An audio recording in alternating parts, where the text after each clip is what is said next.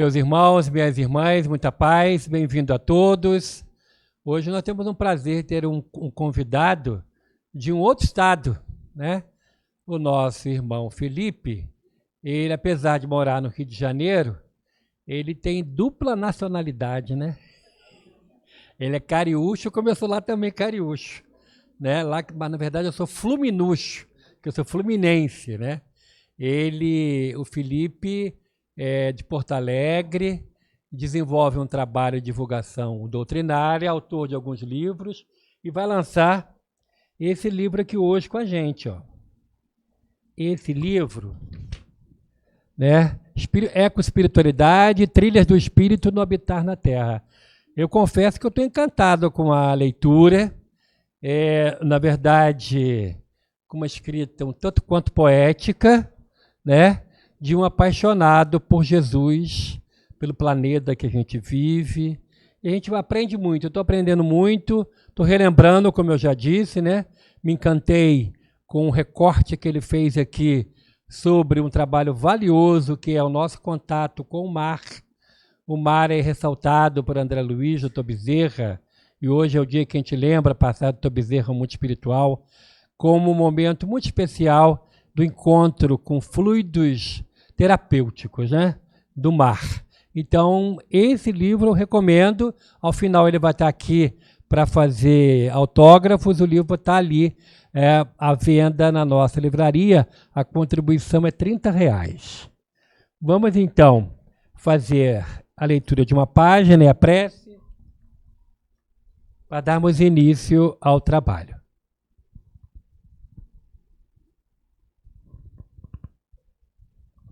A página de abertura do livro Mais Luz, Chico Xavier e Batuíra, aberta ao acaso, se intitula Em Marcha.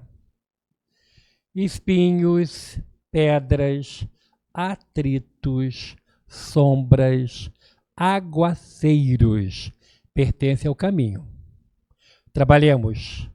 A poeira do mundo há de envolver compulsoriamente quantos se disponham à marcha. Tão somente aqueles que repousam à margem permanecem indenes do contato de luta. Vamos orar. Senhor Jesus, divino amigo, rogamos o vosso amparo em favor do nosso Felipe, que com tanto carinho aceitou o nosso convite, assim como a sua esposa que está conosco, que eles possam receber toda a ajuda do mundo espiritual, todo o amparo para as tarefas que eles desenvolvem.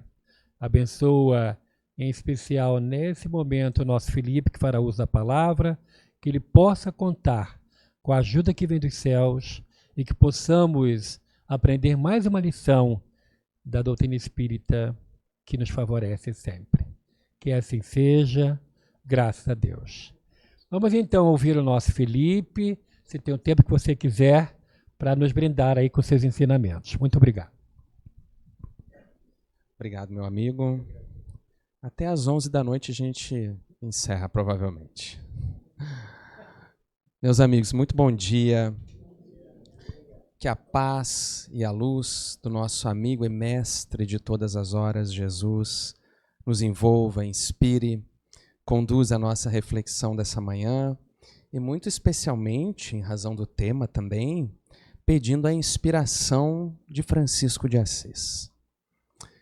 O Hélio começou falando desse grande regenerador que é o mar.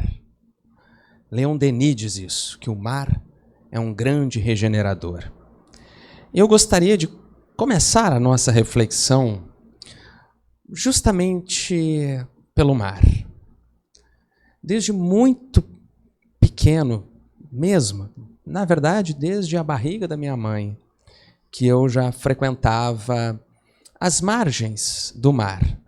Claro que não as praias paradisíacas que nós temos aqui no litoral do Rio de Janeiro. As praias do Rio Grande do Sul, que são diferentes, têm a sua beleza característica, mas são muito diferentes. Mas desde muito pequeno, na minha família tinha uma casa muito simples à beira da praia e nós íamos todos os verões e ao longo do ano também, os gaúchos têm muito a tradição de ir à praia no verão, se deslocam todos para lá. Então nós íamos muito. Então eu tinha um hábito de contemplar o nascer do sol no mar, a chegada das estrelas, ficar, às vezes, horas sentado numa pequena varanda, assim, a nossa casa era tão realmente próxima, naquela época também não se tinha muita noção de uma certa agressão ambiental também. A nossa casa foi construída em cima de dunas, algo que hoje seria impensável fazermos, não é? Então eu sentava e botava os pés na areia e ficava olhando para o mar, muitas vezes. E muitas vezes ali se aprende também sobre as constantes transformações que se desdobram ao longo de um dia e que a natureza vai nos ensinando. Às vezes nasce um dia com o mar calmo, sereno, um céu azul, um sol brilhante, irradiando luz, que comunica ao ser paz, tranquilidade, todo tipo de reflexões que uma paisagem como essa infunde na criatura. E muitas vezes, em questão de pouquíssimo tempo, virava o clima. Começava a soprar o vento nordeste, que a gente chama de um nordestão, e o mar se transformava. O mar, aquele mar calmo e sereno, transformava as suas ondas. E não raramente, ou melhor, com alguma frequência, víamos as nuvens que se anunciavam ao longe nos horizontes e os relâmpagos que se iniciavam, e em breve toda a paisagem se transformava. Como se comunicassem mensagens secretas para a alma sensível que deseja aprender no livro da natureza. No dia 10 de fevereiro de 2002, nasceu um dia assim, calmo, sereno. O sol nasceu. Eu estava com alguns amigos na praia, em pleno verão, no meio do carnaval. Alguns amigos da época, eu já estava no primeiro ano de faculdade, e estávamos ali. Minha avó estava na casa ao lado, somente minha avó. Meus pais tinham ficado em Porto Alegre. E eu amanheci aquele dia contemplando o mar, observando, e a certo ponto o telefone toca, na época um celular gigante, né? 2002, e o meu tio no telefone fala assim: entra no carro agora com a tua prima e a tua avó e volta para Porto Alegre, porque aconteceu algo muito sério. Eu fiquei um tanto relutante, muito jovem, com os amigos, aproveitando a praia, os momentos de contemplação, de confraternização com os amigos, mas ele disse assim: entra no carro e volta. Talvez naquele momento eu sequer imaginava, ou não tinha também a sensibilidade de refletir tanto nas mensagens que a natureza nos comunica. Só muito mais tarde eu teria contato, por exemplo, com as obras de Leon Denis, em que, vivendo as suas experiências em a natureza, Leon Denis procura trazê-las para a nossa vivência do ser imortal. E eu não tinha ideia das transformações que aguardavam ao chegar lá em Porto Alegre. Não fazia ideia que aquele dia que nascera manso e sereno se desdobraria em nuvens tempestuosas, em raios, e uma certa sensação de perder o chão.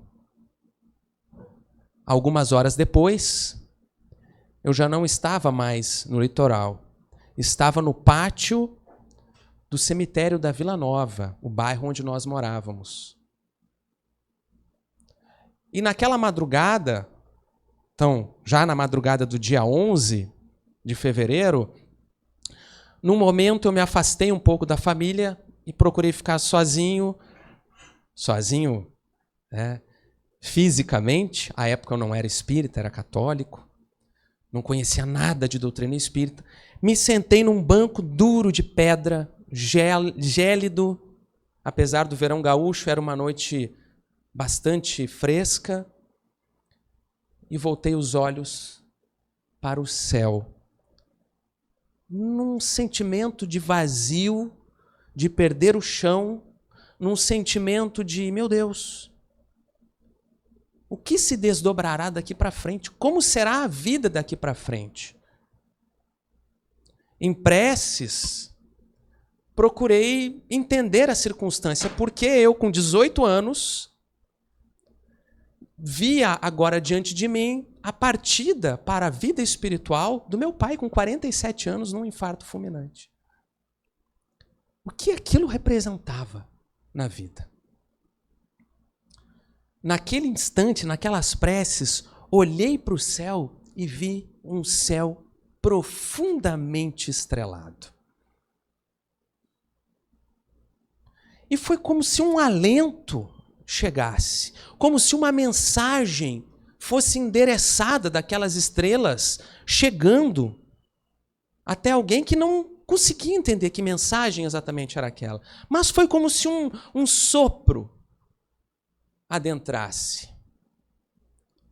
Alguns dias depois, eu estava agora em casa e um dos amigos que estavam comigo na praia, inclusive naquele dia, já agora retornara e foi me fazer uma visita, um amigo muito querido que hoje já está de volta ao mundo espiritual, inclusive, desencarnou muito cedo num acidente de carro, Luiz Armando. Era alto, 2 metros de altura.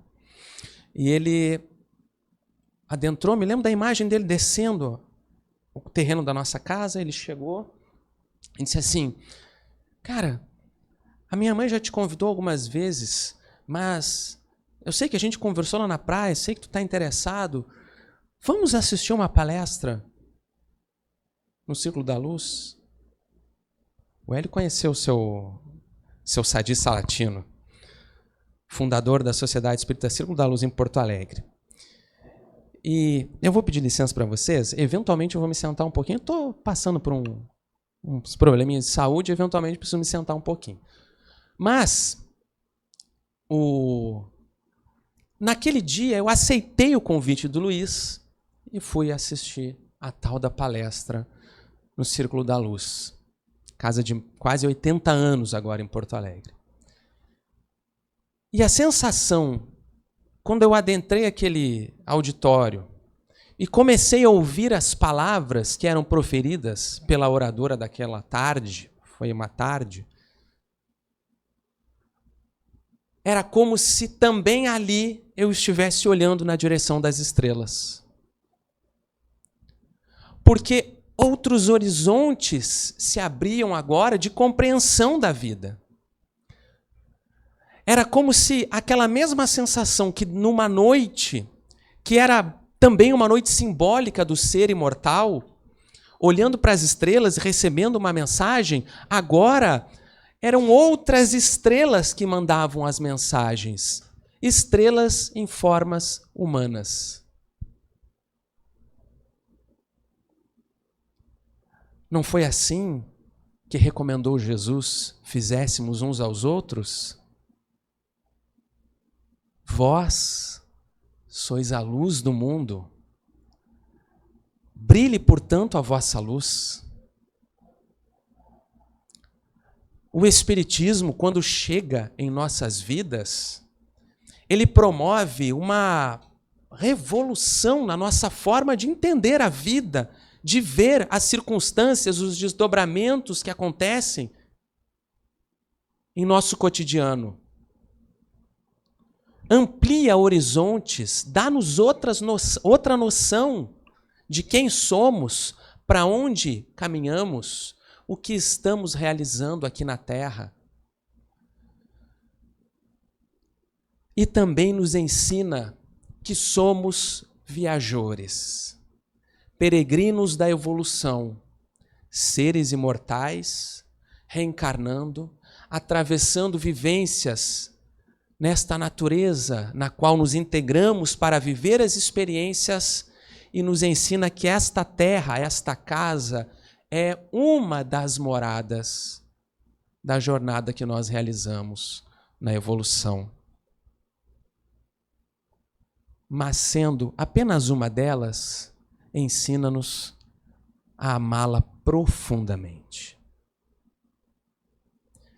E os Espíritos têm nos ensinado em vários e vários textos, desde as obras básicas,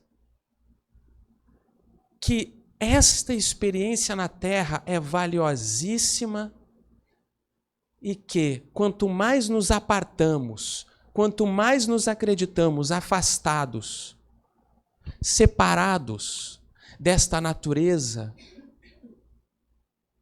mais sofremos os sintomas de um desequilíbrio dessa compreensão de estarmos separados, de não fazermos parte desta obra. Os Espíritos têm nos ensinado a olhar para esta natureza na qual estamos imersos, nos entrelaçamos, e buscar nela também as mensagens, os aprendizados. Reconhecer a beleza que pulsa em nossa vida ao nosso lado. Às vezes, nós passamos a nossa vida sem perceber. Claro, é natural muitas vezes. Diante de tantas dificuldades, desafios que nós lidamos na vida, por vezes é natural que acabemos perdendo esta conexão, esta percepção da realidade pulsante que está à nossa volta, que vibra em nós. Ainda ontem conversávamos, eu e minha esposa, sobre aquela emoção acompanhando a volta dos astronautas pousando. Estávamos vendo ao vivo quando a nave deles, né, pousou no mar do Pacífico. E pensávamos assim, meu Deus, o que será viver sem gravidade, flutuar? E fomos pensando, né, sobre a própria lei da gravidade e como ela está aqui presente. E nós, às vezes, não paramos para refletir nesta lei da natureza que nos envolve, que nos faz estar presos aqui ao chão. E nós não vemos. Ela apenas atua sobre nós. Ela atua sobre tudo que está na Terra. Em outros mundos, é claro, mobiliza todo o universo. Esta força influencia, inclusive, no tempo. Distorce o tempo. A força gravitacional faz com que o tempo se dilate e aconteça de forma diferente para quem se aproxima de uma força gravitacional maior. E às vezes nós não pensamos nisso.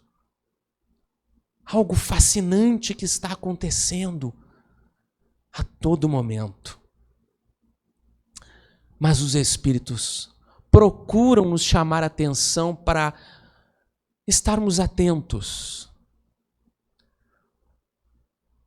Em um dos campos da psicologia, se estuda, por exemplo, não só da psicologia, mas, como temos estudado um pouco mais esse campo, estuda-se o chamado luminoso, que é difícil de se descrever com palavras, mas é um senso, um sentimento de transcendência que toma o ser diante de determinadas experiências.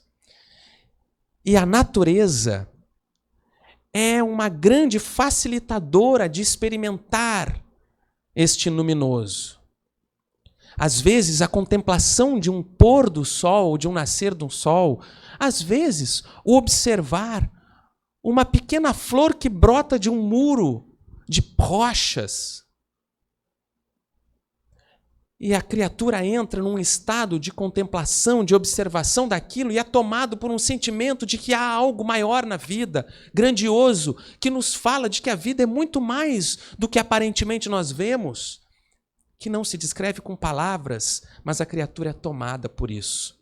Pois eu digo, meus amigos e amigas, nós não vivemos isso somente encarnados. Os espíritos também vivenciam sentimentos assim. E aí eu queria trazer um pequeno trecho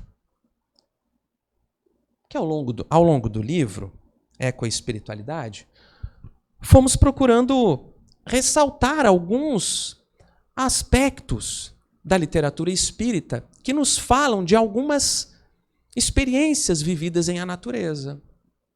Desde a contemplação do mar, desde uma trilha em meio a uma floresta, à mata, desde esse sentimento luminoso diante de grandes montanhas, ou, no caso que nós vivenciamos, não sei se o Hélio conhece lá, o Itaimbezinho, os cânions de Cambará do Sul, que são imponentes e comunicam profundas reflexões ao ser imortal. Então fomos aí navegando por algumas reflexões sobre isso.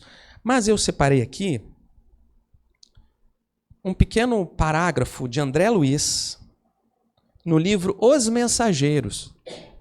Já falamos sobre esse livro aqui, numa outra oportunidade. O benfeitor André Luiz é muito especial porque ele traz diversos campos de conhecimento da vida espiritual. Nós podemos olhar para a obra de André Luiz, como fizemos aqui outra vez, o auxílio na obra de André Luiz. As lições que o benfeitor traz nas suas experiências de auxílio a outros seres encarnados, desencarnados, de resgates.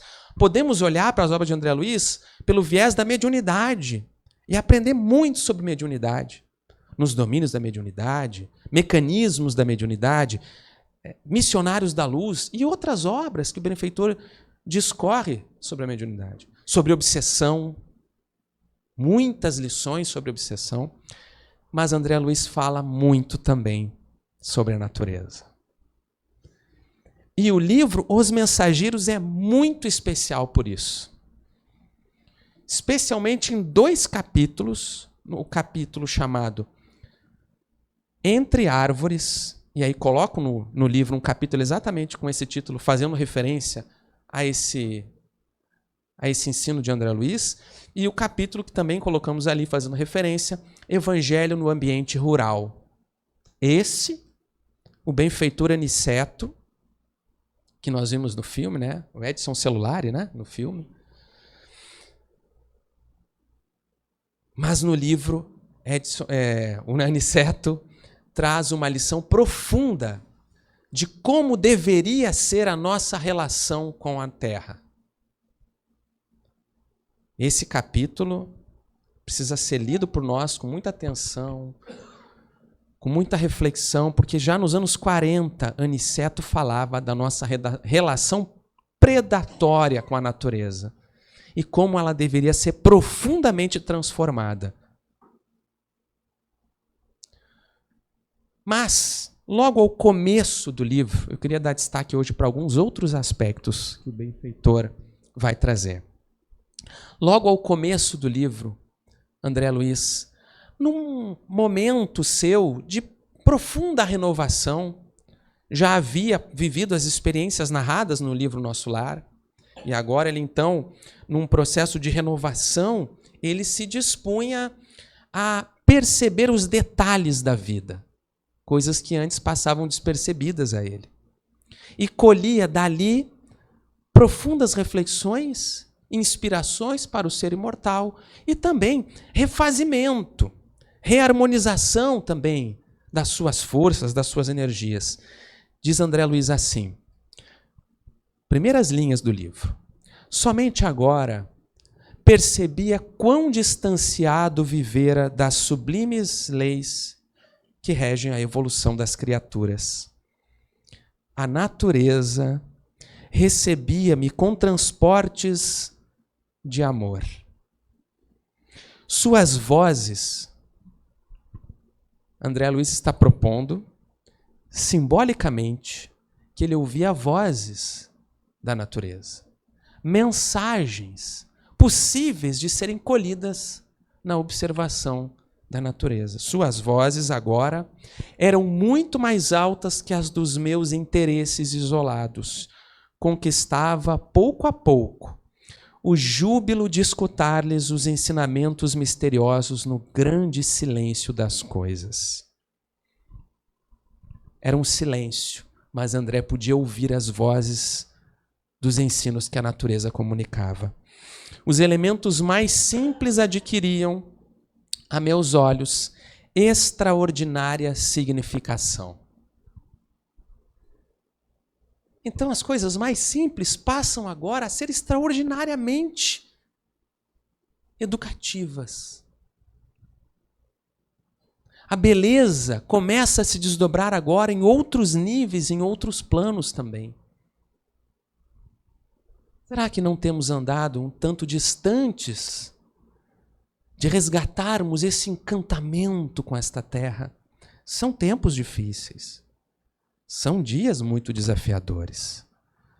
Mas não podemos esquecer quem somos, o que estamos fazendo aqui e o que é possível para nós fazer no lugar onde estamos. Tenho sempre me lembrado muito do livro de um outro companheiro nosso, amigo, o César Said, que escreveu um livro, Floresça Onde Estiver. É sempre muito sugestivo, né? E aí eu me lembro dessa imagem. Quantas vezes tirei fotos de pequeninas flores que brotam de muros rochosos. E você pensa, meu Deus, como é possível que tenha brotado esse pequeno broto no meio da rocha? Ou como quando fazemos atividade física, lá na pista Cláudio Coutinho, quem não conhece, é um recanto maravilhoso. Ali na Praia Vermelha, na Urca, do lado esquerdo, tem a pista Cláudio Coutinho. Você vai até o fim do Pão de Açúcar, por uma pista estreita, contemplando o mar, a natureza. E ali, as rochas, as árvores, as raízes, elas vão abraçando a rocha e se esgueirando até encontrar a terra, até encontrar onde elas possam se nutrir e se erguer na direção do sol. Será que há lições para o ser imortal aqui? Será? Também nós, seres espirituais, não nos enraizamos num corpo físico, biológico, para nutrir-nos, para viver experiências necessárias, mas o ser imortal, erguendo-se sempre na direção do sol, da luz divina, era algo assim que André procurava fazer e comunicar para que fizéssemos também. Ele diz, o rumor das asas de um pássaro, o sussurro do vento e a luz do sol pareciam dirigir-se à minha alma, enchendo-me o pensamento de prodigiosa harmonia. Então, sim, os Espíritos nos ensinam. A natureza, a contemplação, aproximar-nos e conectarmos-nos com a natureza, ou nos sentirmos efetivamente parte dessa natureza, comunica-nos mensagens. Ainda alguns dias atrás, também, numa atividade de lançamento do livro, ao final, uma pessoa veio e falou assim, um casal chegou, e ela falou assim, Felipe, eu também perdi meu pai muito cedo. E naquele momento, o que mais me consolava era ficar horas contemplando o mar. E observar as ondas e meditar sobre a grandeza do mar. Aquilo foi me consolando e me ajudou a atravessar aquele momento. Falávamos ainda ontem sobre como o mar exerce sobre nós também, no seu magnetismo, uma profunda ação de cura, de reequilíbrio, de reharmonização das nossas forças físicas, espirituais também, porque nos reharmonizamos depois de um banho de mar, de uma conexão, de uma prece que fazemos ali. Os fluidos salutares, os benfeitores nos relatam intensamente. A condução dos espíritos, às vezes, em desdobramento espiritual, ou outros que estão desencarnados em situação ainda de uma certa perturbação e são levados às praias pelo magnetismo do mar e ali são atendidos. Ivone Pereira relata dos seus desdobramentos, conduzida por Dr. Bezerra de Menezes, sobre o mar, e ela via os eflúvios magnéticos do mar vindo na sua direção, e ela é esclarecida pelo benfeitor espiritual sobre as propriedades magnéticas e curativas do mar. Mas o mar também ensina lições para além da contemplação. O ano passado, nós fomos participar de uma prova de natação em águas abertas em Cabo Frio.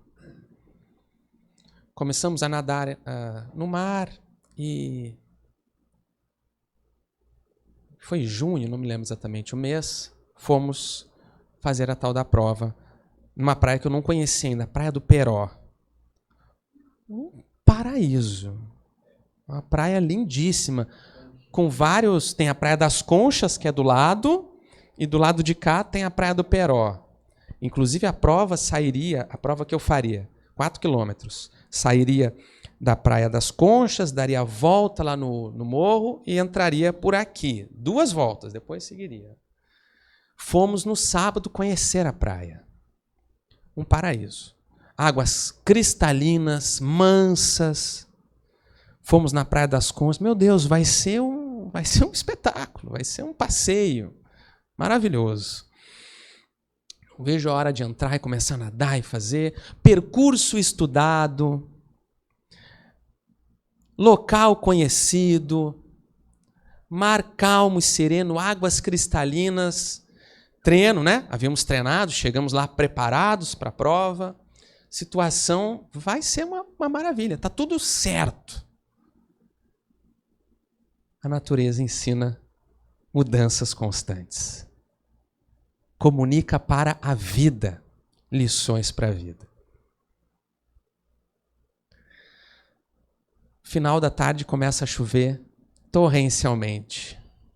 Estávamos hospedados na casa de amigos lá. E mais à noite começa a ventar. E vento, e vento. Quando amanhece ainda chovia um pouco, mas já havia amainado, mas o vento constante. Olhando no Instagram, vai ter a prova? Vai ter? Vai ter. Chegamos lá, o cenário era completamente diverso. A organização da prova já havia mudado o roteiro a ser feito. Já não sairíamos da Praia das Conchas, não era mais seguro. Não tinha condições de sair da Praia das Conchas e dar a volta. Seria só do lado de cá. Reduziram a distância a ser percorrida. Tudo para segurança. Muitas pessoas que não estavam acostumadas no mar, que agora não era mais manso. Agora havia ondas. Ondas para entrar, ondulações lá no percurso e o vento. A ter que lidar com o vento, né, constante. E nadar no mar é muito diferente de nadar na piscina. Não é um ambiente controlado, não tem bordas, é preciso ter uma certa preparação e lidar com questões internas, emocionais. Muitas pessoas foram desistindo, dizendo, não vai dar, não vou conseguir e tal.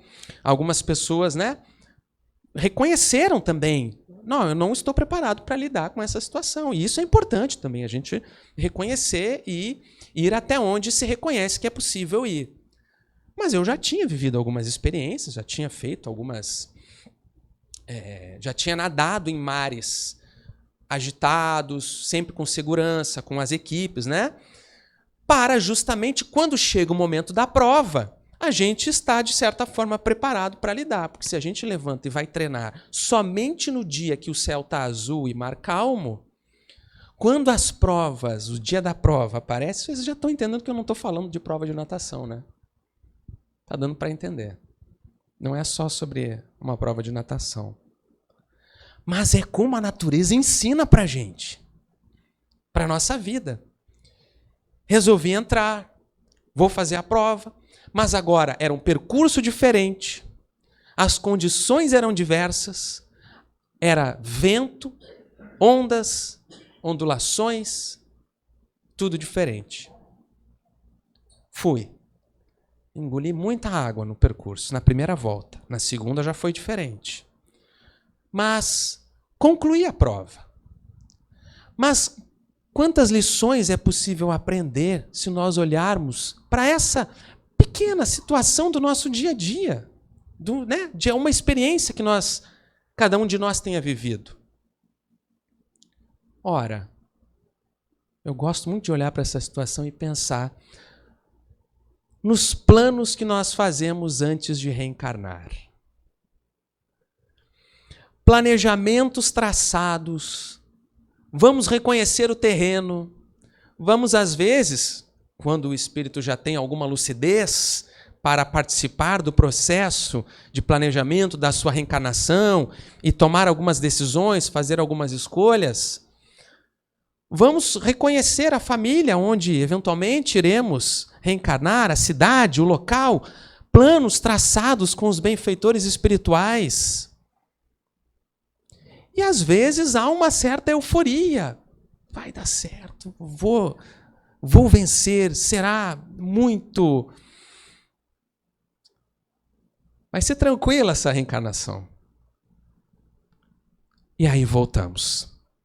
Mergulhamos no mar de fluidos densos da Terra.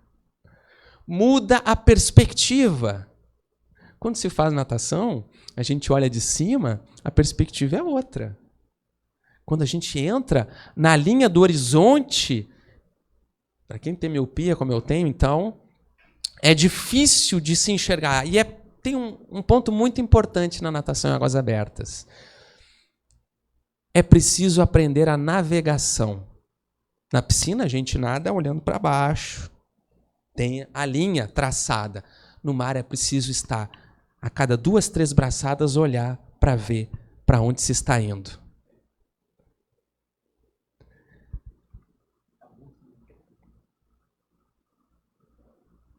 Se nós passamos pela reencarnação sem saber para onde seguimos, poderemos ir desaguar em praias muito distantes do plano traçado. Gosto muito, Hélio, acho que eu já falei aqui das outras vezes, da série The Chosen. Vai chegar aí a nova temporada que vai ter a crucificação, né? Já estamos aí esperando, emocionados, né? E eu não me lembro se é na 4ª ou é na 3ª, acho que é no final da 3ª temporada. Tem uma das cenas, eu acho que a mais linda cena que eles gravaram, que é a cena em que os apóstolos estão no barco e vem a tempestade. E eles começam a entrar em pânico. A cena é lindíssima. E eles começam a entrar em pânico, né? E aquela situação. Então Jesus vem caminhando sobre as águas, na direção deles. E aí é Pedro, aquela situação toda. E Pedro diz, então manda que eu vá. E ele vem. E Pedro desce e começa a caminhar. Aquela cena belíssima. Mas há uma fala de Jesus que quando eu vi aquela fala, eu fiquei, meu Deus, o quão simbólica é essa fala. Ele desce, ele vai caminhando, e as ondas, e o vento soprando, e os raios. E Jesus segura a mão dele e diz assim, não tire os olhos de mim. Só não tire os olhos de mim. Fácil. E ele...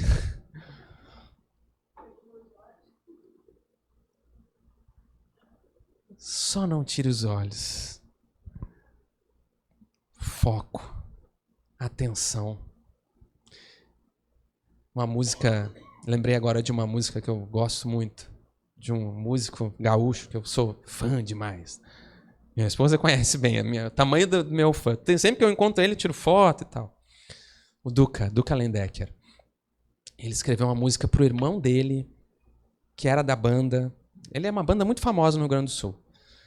E o irmão dele era da banda, tocavam juntos, fundaram a banda juntos, e o irmão dele passou por uma enfermidade, uma leucemia, e desencarnou. E depois ele faz uma música chamada Ronco do Vulcão, e fala sobre a dor, né? E aí no refrão da música ele fala assim: sofrer nos faz entender de foco e atenção. O quanto muitas dores que nós atravessamos na vida nos chamam para o foco e para a atenção da vida. Então aquela fala de Jesus, né, é um comunicado também nessa prova que nós atravessamos, nessa analogia aqui, nadando. É preciso saber para onde se está indo. Porque se a gente só ficar dando braçadas e pernadas sem observar qual é o rumo que nós estamos tomando na vida, a gente pode pegar uma correnteza e ser jogado para outra praia distante, ou para situações perigosas, arriscadas. Na natação em águas abertas também não se nada sozinho, se nada em conjunto. É sempre em equipe.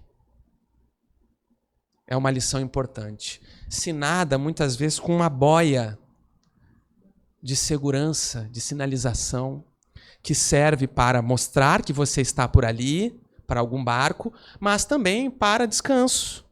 Em caso de uma cãibra, uma emergência, você tem aonde se apoiar e se segurar por algum tempo.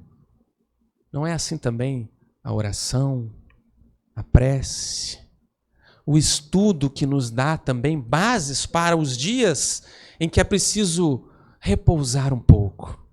Tenhamos onde nos apoiar. Mas, meus amigos, eu comecei falando da contemplação do mar, do que o mar comunica, mas muito especialmente do quanto numa noite escura as estrelas enviaram uma mensagem. Será que as estrelas mandam mensagens? Será? Aí eu separei para a gente alguns parágrafos de Leon Denis, porque ele é a grande inspiração da escrita desse livro, né? No seu jeito de escrever, né? Na forma como vive a experiência em a natureza e transborda isso para a vivência prática do cotidiano. Leon Denis faz isso no livro O Grande Enigma, de maneira belíssima, entre outras obras. Mas no livro Depois da Morte, vejamos o que diz esse grande benfeitor. Nas horas de incerteza e de desânimo, voltemo-nos para a natureza. Como uma mãe, a natureza então nos acolherá, sorrirá para nós, nos acolherá em seu seio. Irá falar-nos em linguagem simples e terna, na qual a verdade está despida de atavios e de fórmulas. Porém, essa linguagem pacífica, poucos sabem escutá-la e a compreender. O homem leva consigo, mesmo no fundo das solidões, essas paixões, essas agitações internas, cujos ruídos abafam o ensino íntimo da natureza. Para discernir a revelação, para conseguir compreender esses comunicados, é necessário impor silêncio às quimeras do mundo. Silenciar. A importância, quando Jesus chamava os apóstolos, vamos nos retirar para um lugar ermo. Vamos nos recolher. E eles iam para uma região, às margens do Mar da Galileia, ou num monte, alguma região mais afastada, onde eles pudessem silenciar dos burburinhos, entrar em sintonia com o seu mundo interior e com Deus, nos recantos da natureza. Assim tem sido a tradição da qual nós somos, enquanto espíritas, herdeiros.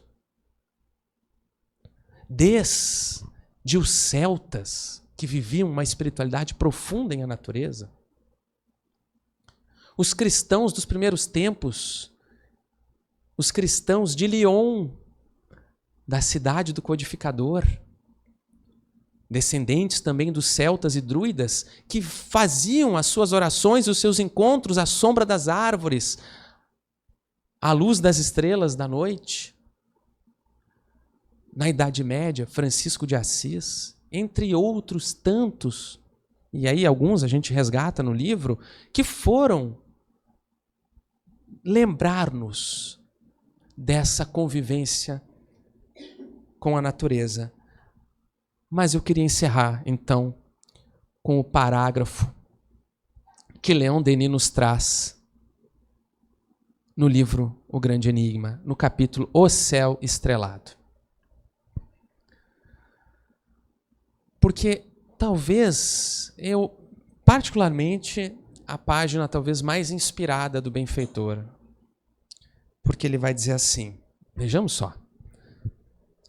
Ó alma, é como se o Leon Denis tem essas coisas assim, ele começa um texto falando diretamente conosco.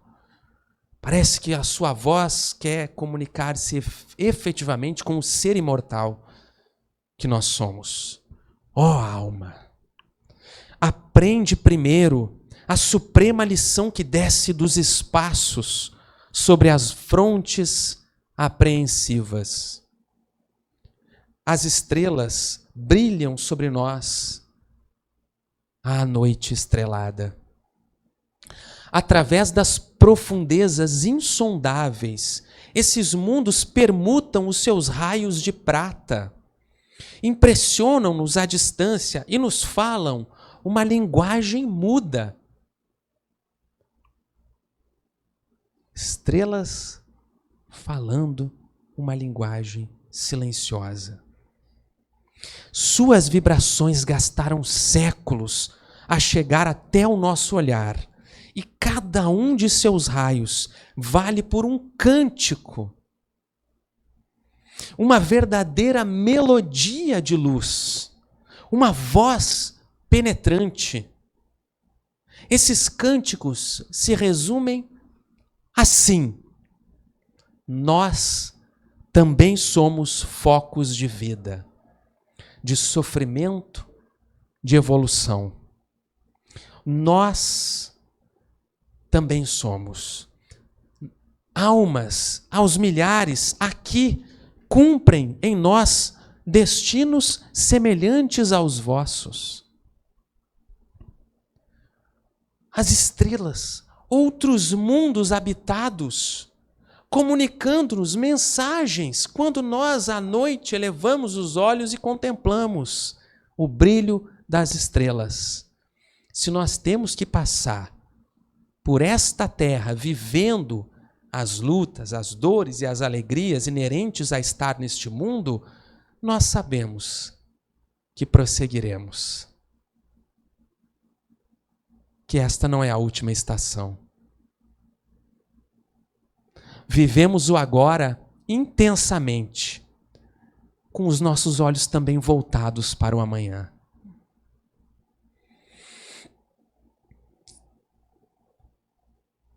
Entretanto, todos não têm a mesma linguagem. Os idiomas são diversos nesses mundos.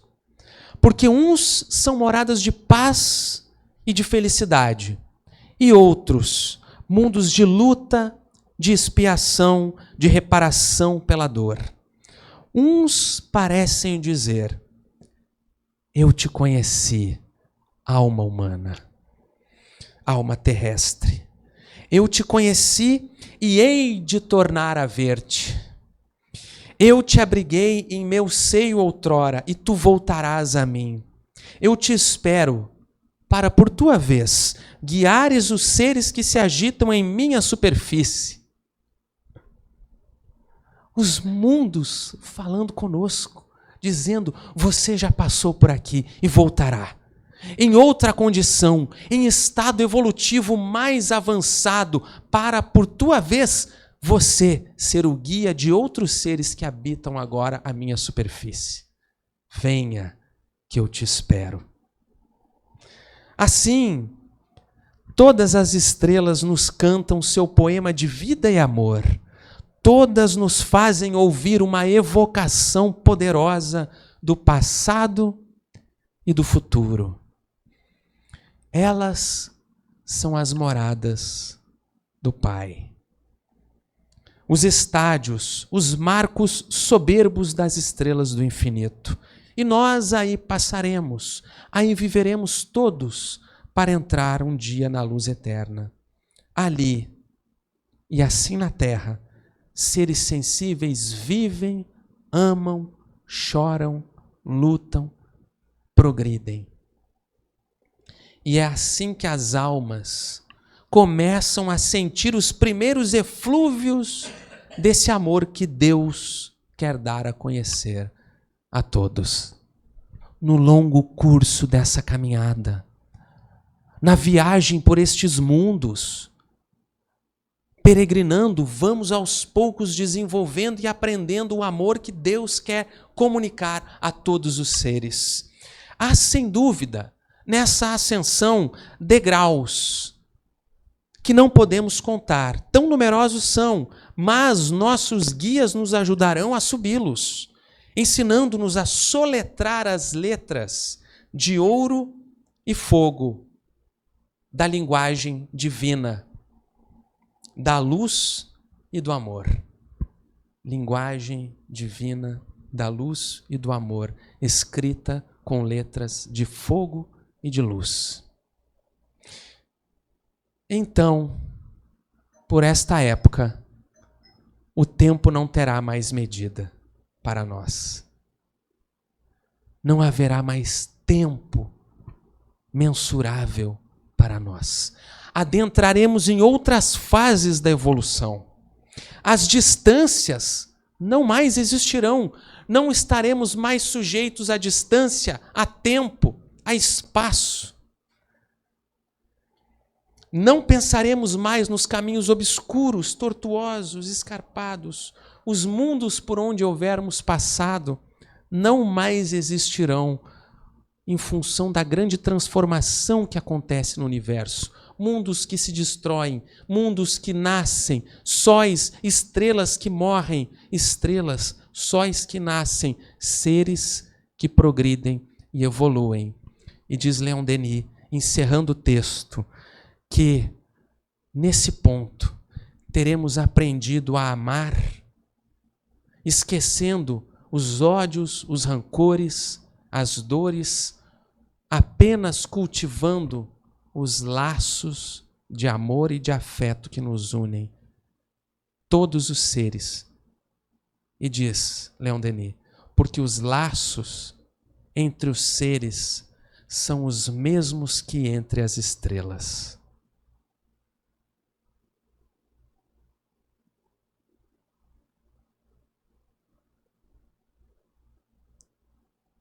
E assim prosseguiremos nessa longa ascensão, sempre em jornada, caminhando juntos, entrelaçando-nos por laços de afeto, deixando para trás as correntes do ódio, do rancor, da amargura e edificando em nós grandes laços de amor.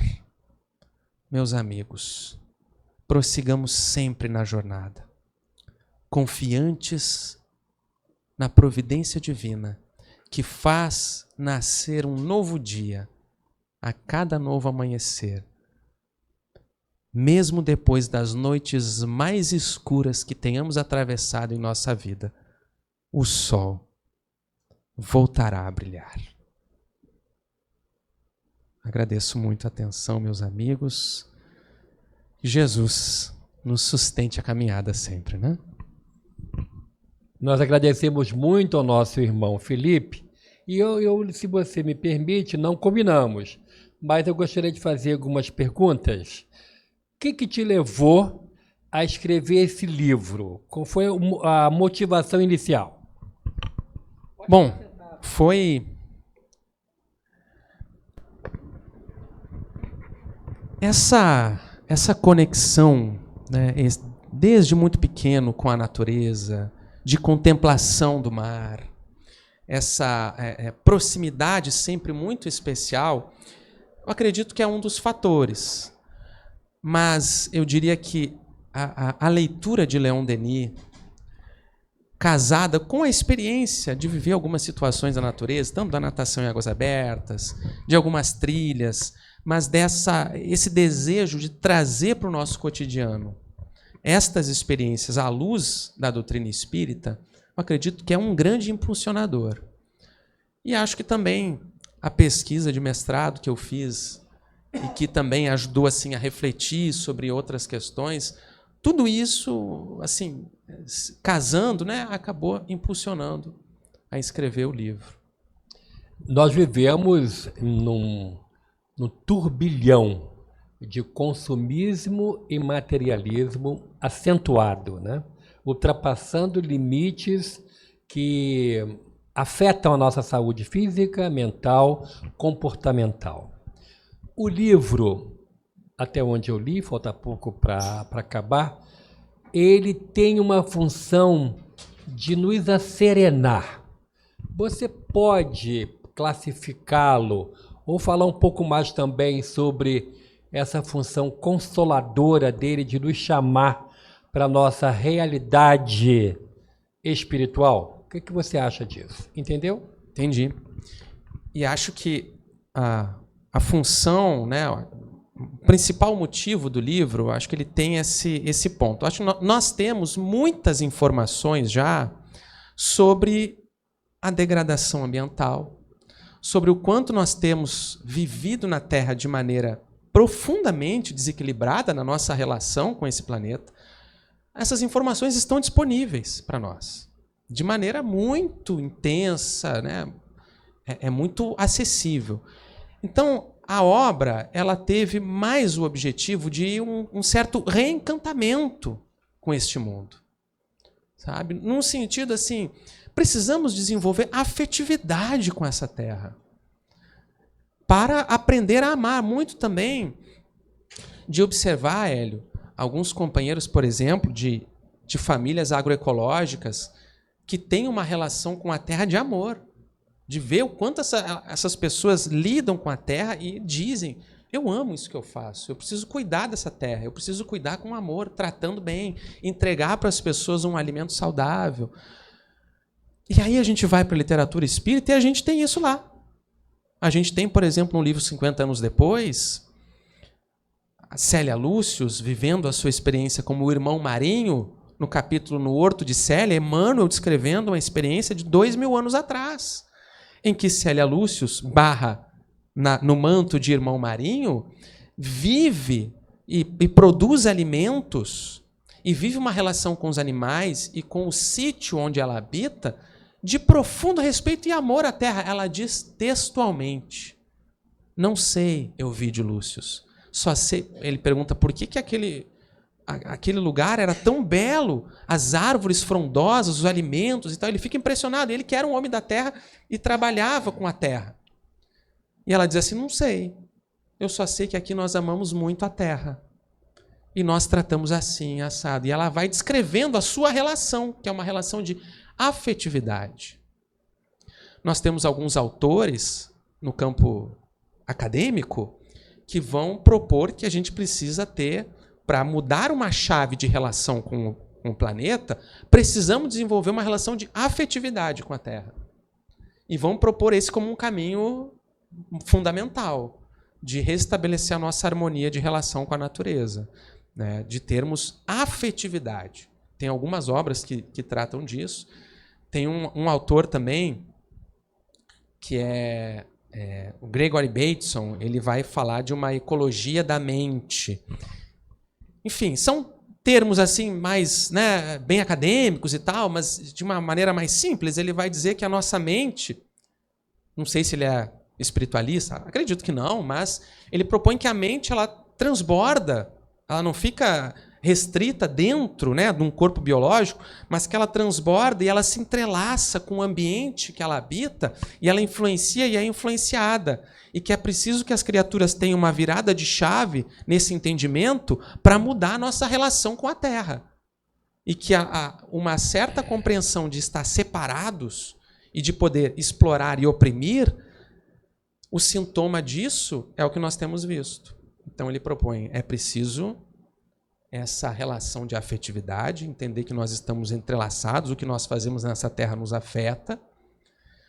Então essas informações estão todas disponíveis. O livro procurou buscar esse aspecto assim, vejamos a beleza, vejamos os benefícios que nós colhemos desse planeta, que nos possibilita estar reencarnados aqui. Vejamos os benefícios da nossa relação com os animais. Tem um capítulo, 2 capítulos, né, mas um mais especialmente dedicado à nossa relação com os animais que convivem conosco no lar. A sua cadelinha, né? Ah, linda. Sonhei com ela essa noite, antes de vir para cá. A gente estabelece laços com esses companheiros que são, muitas vezes, estruturantes. Certos animais entram na nossa vida e dão para a gente, muitas vezes, um sentido mesmo. Tiram criaturas de situações muito dolorosas, de estados depressivos difíceis, e são profundos auxiliares num restabelecimento, auxiliando, por exemplo, a ter certas responsabilidades, certos compromissos para com aquele ser que depende também de nós, mas que troca também conosco uma afetividade muito especial.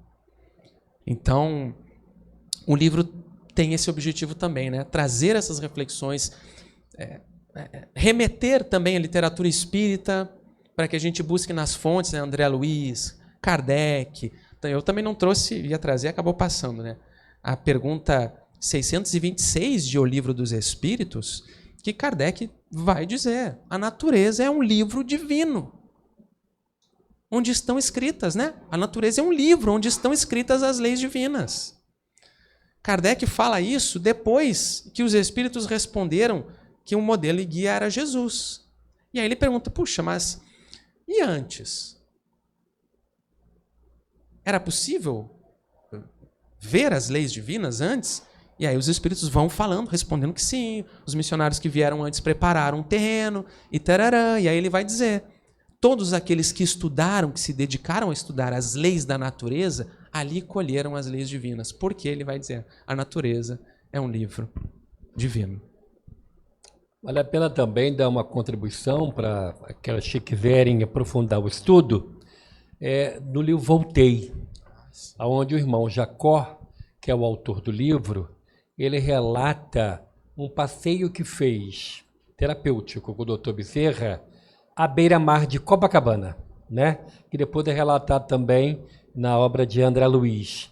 Mas esse momento aonde Dr. Bezerra vai com com o irmão Jacó à beira-mar, ele observa legiões de espíritos sendo tratados no quebra-mar, no plâncton que sai, e os enfermeiros que estão com aqueles recém-desencarnados falam, respire fundo, e aí eles recebem aquela energia. Então essa troca, né, de observar o mar como algo terapêutico, respeitá-lo, como você muito bem acentuou aqui, eu acho interessantíssimo. Mas eu quero aproveitar e falar que a doutrina espírita tem também, como bem o nosso Felipe falou, a função de amansar o touro brabo que a gente tem dentro de nós. Ou a onça, também braba, para as meninas, né? E quando a gente conhece essas obras, lê Leon Denis, lê um livro como esse de Felipe, a gente começa a olhar a natureza que nos cerca de maneira diferente. Temos aqui um trabalho do receituário mediúnico, administrada por um espírito que, segundo José Raul Teixeira, é o governador espiritual do estado do Rio de Janeiro, Dr. Guilherme Taylor Marsh, que, enquanto na Terra, ele foi o primeiro médico homeopata de Niterói e atendia de graça. Junto com o Dr. Bezerra, ambos fundaram o Instituto Hahnemanniano do Brasil, que existe até hoje, lá na Rua Frei Caneca, 58, no centro do Rio, com mais de 50 anos de atividade. E durante a sessão do receituário, ao final da sessão, ele pergunta aos médiuns participantes se tem algum pedido especial de algum paciente que queira pedir ou se quer falar algo. E aí um dos participantes pediu em favor de um irmão que sofria de uma síndrome que não é mais rara, síndrome do pensamento acelerado. Aquela criatura que não consegue dormir porque o pensamento fica mastigando tudo que aconteceu no dia e não consegue desligar. Então sofre, porque não consegue dormir, ou então fica naquele sobressono, que qualquer barulhinho volta para o corpo, né? E aí ele falou assim, eu vou ditar um remédio, porém, ele vai fazer um exercício diário de durante 20 minutos por dia, ficar observando o vento nas folhas de uma árvore. Eu pensei assim, o vento nas folhas de uma árvore? E aí, a criatura fez. E depois veio o feedback, né? Mandou um recado, agradecendo, porque ele conseguiu observar o trabalho que o vento faz nas folhas de uma árvore.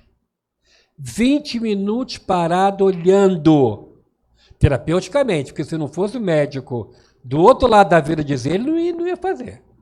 Olhando e observando. Algumas secas caíam, outras dançavam com o vento, outras viravam.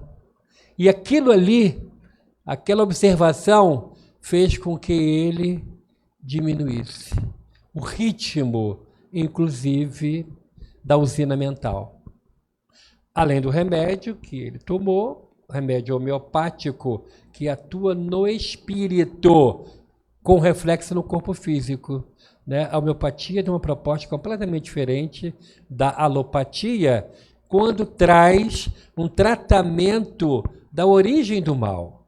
E a origem do desequilíbrio não é o corpo físico, e sim o perispírito, que reflete o que acontece no espírito. Então, atua lá dentro, na origem, não nas consequências, na origem. E aí ele deu esse testemunho, esse retorno, dizendo que, a partir de hoje, botou na rotina dele 20 minutos por dia, desacelerando o pensamento, olhando para árvores. E aí eu pego uma carona para poder dizer que eu estava cumprindo um roteiro na região norte gaúcha, quando eu estava à tarde indo embora, chegando à noite, estava então o pôr do sol. E o Rio Grande do Sul é um estado produtor. O Rio de Janeiro não consegue produzir tudo aquilo que a gente consome. É um estado pequeno com uma população imensa. E muita coisa é abastecido, não só o estado do Rio, o Brasil inteiro é abastecido pelo Rio Grande do Sul. E lá eu conheci muitas árvores que, se não fosse lá, não teria condição de ver, como, por exemplo, foi apresentado em Porto Alegre uma pereira, que eu nunca tinha visto uma pereira. E um tanto quanto guloso, eu experimentei uma madura que estava no chão, daquela que aqui é R$30 cada uma, né? Que você bota inteira na boca, só tira o cabo. Deliciosamente macia. Então, eu conheci a pereira. Mas eu queria dizer que eu estava indo de Passo Fundo para uma outra cidade vizinha, passamos por um campo de produção de trigo, um trigal. Passando, o sol se pondo e um vento suave balançou o trigal dourado que estava maduro. Eu olhando o companheiro dirigindo falou assim: semana que vem começa a colheita, tá tudo maduro. Eu me emocionei e falei assim: pode parar no acostamento? Tá passando mal, meu irmão? Não, estou passando muito bem. Mas para no acostamento. Parou, saí do carro, me aproximei, não tinha cerca. Raramente tem cerca. Coloquei a mão no trigo maduro. Lembrei de Francisco. Francisco estava numa situação difícil, Francisco de Assis, o início da sua tarefa. O que ele queria, o que Deus queria dele, né? E eu tenho que dar esse testemunho, me desculpe, né? Isso é um fato real. Francisco, assim, numa situação existencial complicada, o que eu tenho que fazer? Depois de ter reconstruído a igreja de São Damião, que a voz dizia para ele: reconstrói a minha igreja. Mas era algo maior do que reconstruir um prédio. E ele foi andando em um trigal e pensando em Deus. E nesse momento ele escuta e vê um mendigo que vinha com capuz, cabeça baixa, e ele se aproximar, ele viu que era um ranceniano. Tinha um cotoco, não tinha mão mais. A ranceníase vai consumindo, né, as extremidades. E aí, aproximar 2 metros, o ranceniano ele para, o ranceniano estica aquele cotoco e fala assim: uma esmola, pelo amor de Deus. Francisco mexe no bolso da sua roupa e acha uma moeda de 10 centavos. Dá a ele e fala: Deus te abençoe. Se vira para continuar a caminhada, ele estava meditando. Ele deu um passo e o mendigo gritou: uma esmola, pelo amor de Deus. Ele bota a mão no bolso, acha uma moeda de 5 centavos. Dá a ele e fala: vai com Deus, meu irmão, Deus te abençoe. Se vira para continuar a caminhada. Estava naquele estado alfa, né? Meditando, pensando em Deus. O mendigo grita: uma esmola, pelo amor de Deus. Ele bota a mão na batina, naquele traje que ele tinha, que era um saco, com um bolsinho costurado. Não tinha mais nada. E aquele ser com a mão estendida: não tenho mais nada, mas o que eu tenho eu te dou. Rompendo a barreira até do medo, ele se abraça com o ranceniano. Dá um abraço e nisso o ranceniano empurra ele, levanta o capuz e se ilumina, era Jesus, e diz... Ele se assusta e fala: assim que eu te quero, Francisco, inteiro na minha obra. Então, quando você observar a grandiosidade da obra de Deus, nessas flores pequeninas, como o Felipe falou, que estão ali no meio de um concreto, observa e louva a Deus. É Deus em tudo. Deus é tudo. A gente nunca está sozinho. Agradecemos imensamente a Felipe por esse momento. Teremos outras oportunidades. Felipe é parceiro nosso, já fez caravana, vai fazer mais. Já fiz uma proposta aí para a esposa, vamos ver se vai dar certo, para a gente ter aí uma grande caravana com o Felipe junto. Você viu que o Felipe, ele é legal, né? Felipe é nosso. Ele agora vai ter o momento do livro, está quase pronto o almoço, 1 minutinho está pronto, para quem quiser, ele vai estar aqui para você levar esse livro valioso para casa. O livro está ali na livraria, onde você vai também comprar o ticket do almoço, depois lá em cima você troca o ticket por um prato, e vai se deliciar com a comida mineira, mas o Felipe vai estar aqui com a gente, à mesa, para fazer os autógrafos do livro. Mas antes vamos fazer a prece para encerrar? Vamos orar. Querido benfeitor Batuíra, estamos em tua casa e queremos te agradecer a oportunidade do estudo da manhã. Rogamos as tuas bênçãos, benfeitor, em favor do Felipe e de sua esposa, que com tanto carinho vieram a essa casa. Que eles possam receber o auxílio dos céus na continuidade dos seus compromissos espirituais na terra. Abençoa, Senhor, a cada irmão, a cada irmã que aqui se encontram.